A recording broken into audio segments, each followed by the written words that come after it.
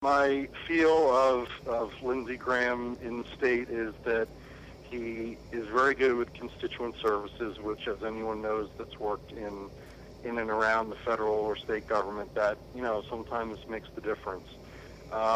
His poll numbers are generally decent, but I know that remember, we're talking about the difference between running against Lindsey Graham in the Republican primary and running against him in November.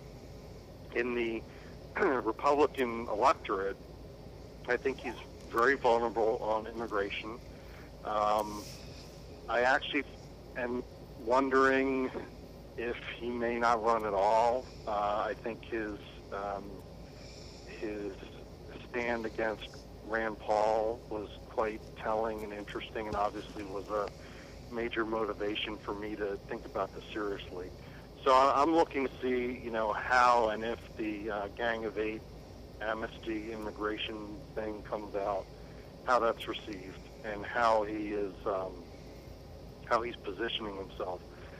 Because there are a number of us in the state that think that he might not even run.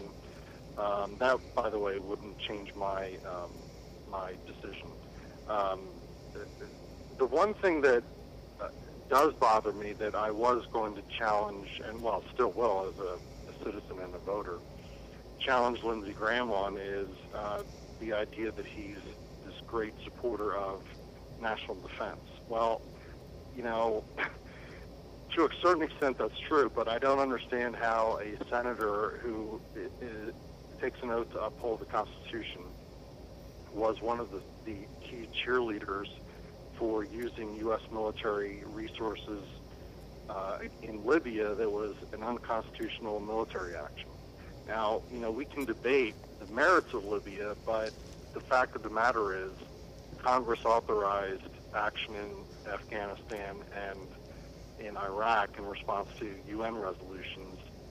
The only person that seemed to support and approve anything in Libya was Barack Obama and Lindsey Graham and John McCain.